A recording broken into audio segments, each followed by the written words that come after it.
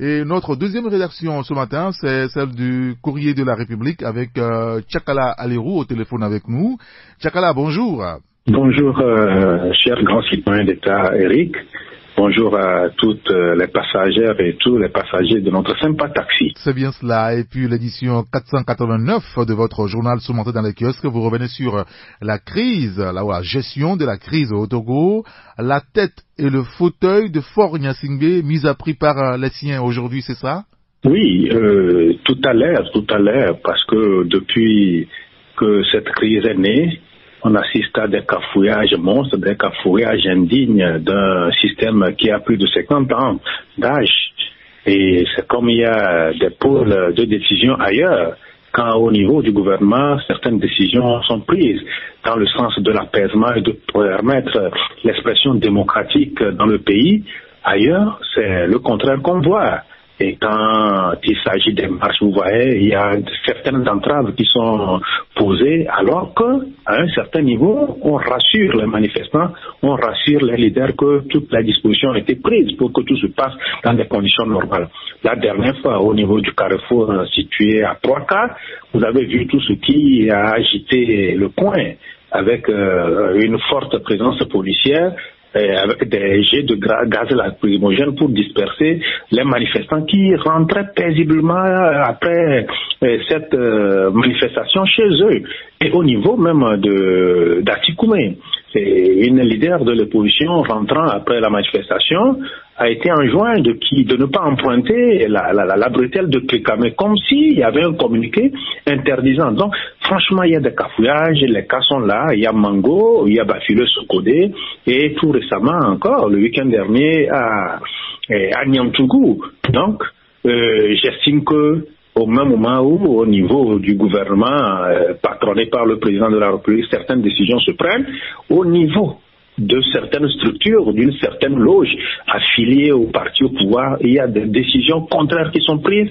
À quelle fin? Sûrement à des fins peut-être de fermenter un peu les ressentiments contre le pouvoir de Faure, afin d'amener la population à le vomir une fois de bon et qu'il peut-être dégage de la présidence de la République tout à l'heure, vu ce qui est en train de se planifier. Donc, et à cette allure, il est fort probable qu'une chienlit se développe comme il se doit dans le pays, parce que on ne sait plus qui est qui et qui prend quelle décision, et quelle décision a le droit de citer dans le pays. Donc, franchement, dans un pays où les choses se passent comme ça, il y a de fortes chances que, on assiste à un cafouillage qui, peut-être avec le temps, prendra le dessus sur une certaine volonté d'aller au-devant et de trouver des solutions à ce que nous vivons dans le pays. D'accord, très bien. Écoutez, on lira l'article à la page 3. Vous précisez également que l'autre pôle de décision pour assurer la perte du président, c'est à découvrir dans votre journal. Et puis le spécial Gilles Christ au Olympio, retrait et clash, est cela forcément des conséquences, Tchakala?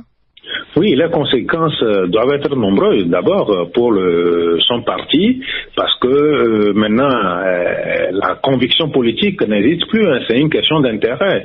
Vu la façon dont le président de l'UFC a claqué la porte au nez de son allié, je crois que le parti au pouvoir va vouloir régler des comptes au vieux patriarche de la politique en essayant peut-être de vider entièrement le parti de sa substance en proposant des choses au cadre de son parti, et ceux-là qui sont peut-être enclins à des brillants, à des intérêts égoïstes et personnels pourront mordre à la mission que le pouvoir leur tendra.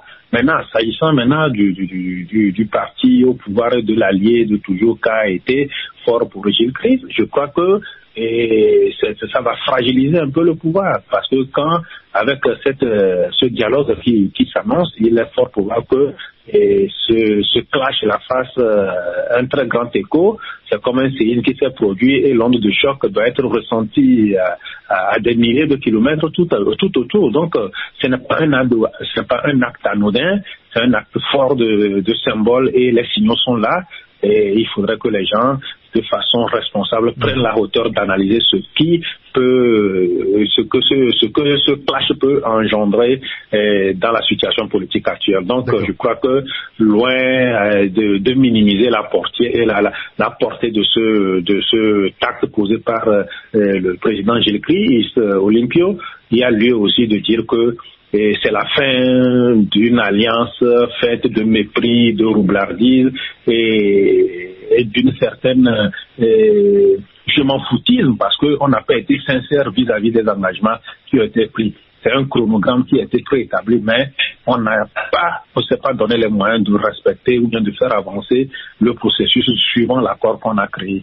Quand on ne respecte pas les accords, c'est de pareilles situations qui parviennent et bon, vous voyez, ceux-là qui ont fait le dos rond auront le payer cash à présent. Alors, vous revenez sur le cas de Sokodé et de cette vidéo qui a circulé sur les réseaux sociaux ces derniers jours, une vidéo qui choque, à votre avis, le chef spirituel et son fils Nasser dans un crasseux rôle finalement. Oui, c'est une vidéo qui a fait presque tout le tour du pays et même de certains pays avoisinants. Et cette vidéo, telle que la vidéo ou bien le reportage de CNN a ému, c'est comme ça que cette vidéo a aussi ému certaines consciences chez nous.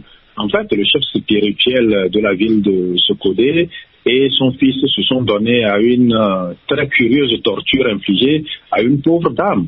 Il paraît que cette femme aurait tenu des propos désobligeants à l'endroit du chef spirituel et de son enfant. Et maintenant, la sanction, elle a été nette. On a dû demander à cette pauvre dame, devant son époux, qu'elle casse les pompes et qu'elle fredonne un refrain qu'on lui a dicté. Donc, ça ressemble un peu à ces films-là d'une époque révolue, de l'étang de l'esclavage ou bien de la colonisation, où on voyait des contremaîtres tout-puissants qui infligeaient des sévices corporels et moraux à leurs employés. Donc, cette vidéo, franchement, ça fait mal, ça choque les consciences, et je crois que le protégé de Malouro, son fils n'est pas son premier fait d'armes. On ressasse ces frasques-là et c'est quand même colossal, c'est quand même considérable. Donc, au nom, je crois que les associations de défense des droits de l'homme et les associations en lutte contre la torture devraient se saisir de ce truc-là pour freiner l'élan de ce chef spirituel et de son fils gâté. D'accord, on lira tous ces sujets dans votre journal courrier de la République. Mais Tchakala, juste un mot sur le bitumage de l'axe Notchen-Toou, frontière Benin. Qu'est-ce qui se passe encore à ce niveau? Non, il y a 10 mois de cela, il y avait la délégation du ministère des Infrastructures qui avait sillonné la localité. Et à l'époque, c'était vraiment quelque chose d'alarmant à laquelle nous avions assisté sur ce tronçon. Il y a une partie qui était revenue à l'entreprise Migration qui a été bien faite, mais les deux autres lots qui devraient quitter Asrama pour rallier la frontière est du Bénin n'a même pas été fait. C'est un chantier qui était laissé à l'abandon, mais malheureusement d'ailleurs, une décision courageuse a été prise par le ministre en confiant les deux lots restants à l'entreprise qui s'est démarquée par le travail bien fait sur le terrain. Aujourd'hui, les travaux sont très avancés et à plus de 70%, et sous peu, l'entreprise Médanisson va quand même finir les travaux et permettre une très libre circulation sur ce axe très important, un axe à vocation un peu internationale parce que reliant notre pays à d'autres pays de la sous-région. Donc, je crois que tout se passe au mieux là-bas et c'est la satisfaction totale qui s'est dégagée après cette visite de chantier. D'accord, très bien. Écoutez, on lira l'article à la page 6. Et vous avez aussi évoqué les comptes de la CAN Gabon 2017. 600 millions se volatilisent. Expression de la délinquance, voilà, c'est l'expression de la délinquance et du gangstérisme économique. C'est ce que vous relevez. On lira cela dans le journal.